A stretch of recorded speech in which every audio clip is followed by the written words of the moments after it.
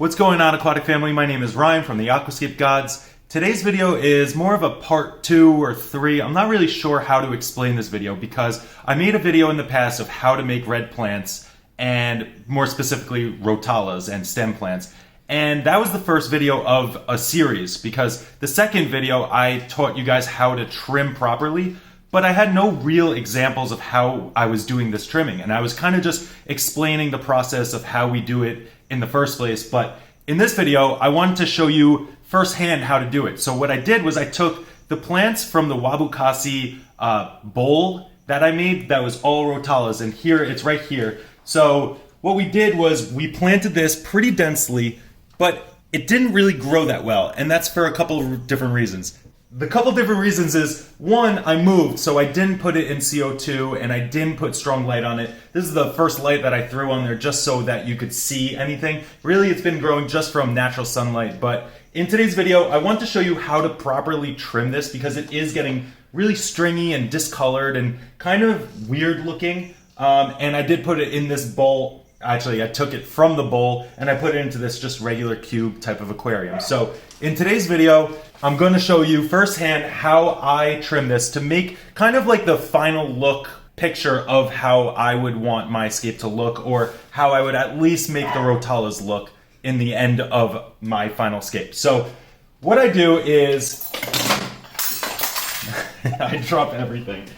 All right, so what I do is how I explained it in the first video was I make kind of an imaginary line. I make a line where I'm kind of going to cut from here and straight forward, right? So I want to cut it so that it makes a curve back because I want it to be a line, kind of a slope, more like a mountain when you're kind of skiing down it. It looks like a gradual slope. So I'm going to cut it just like that.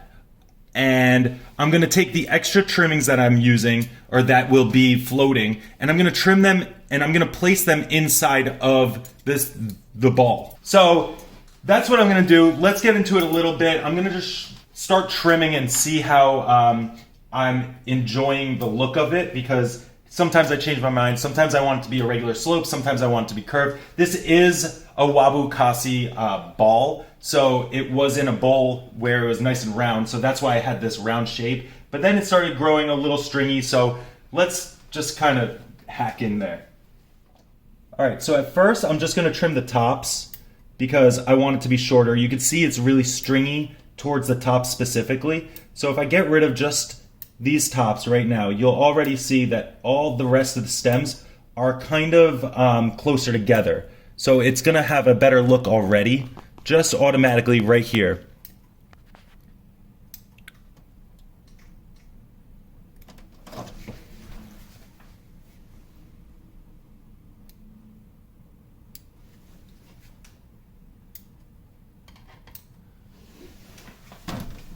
All right, now I'm going to start sloping it down because I want it to have more of a look where it's sloping up and then it'll grow into like a nice bush type of feel.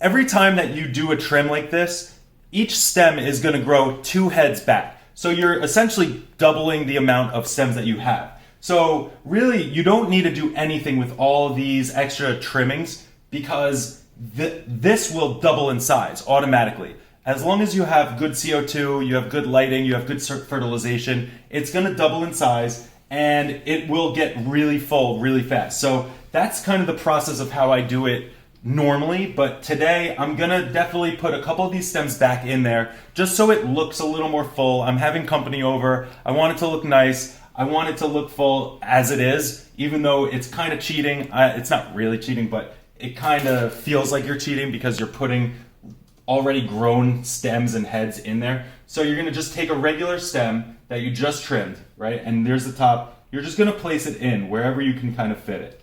And you're just gonna repeat that process over and over until you feel like you're full enough. Remember that when you are replanting these stems, you don't need to put it all the way into the substrate, because what you do is you put it right there, and that's nowhere near the bottom. This is kind of free floating right now. It's just kind of stuck between the mass of the plants. And what happens is each stem that you put halfway in, it sends out roots from there, and they act as an anchor. So they anchor into the bottom of the wherever it's going. In this case, it's going to the wabukazi bowl, and really it's just kind of grabbing onto the other stems. So that's what I'm doing right here. You don't have to do what I'm doing. This is just my way of how I like to make a good dense bush in a, with a Rotala plant. And it seemed to have always worked for me. I have a lot of examples over on our Instagram, which is Aquascape.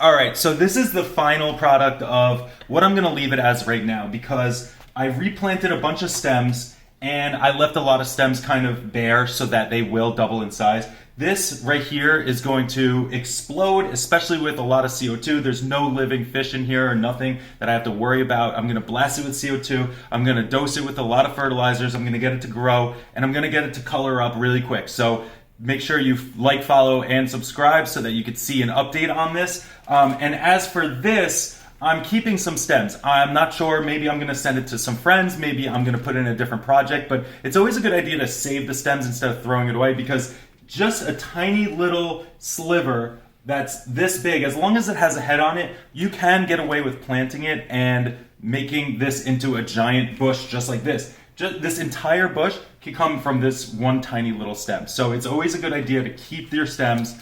And if you want help somebody in need of some stems or some type of, certain people want different types of Rotalas that you might have that they don't have access to. So it's a nice thing to do. Keep that in mind. Don't forget to like, comment, and subscribe to our channel, Aquascape Gods, and we'll give you an update on this soon. Thanks, and I'll see you soon.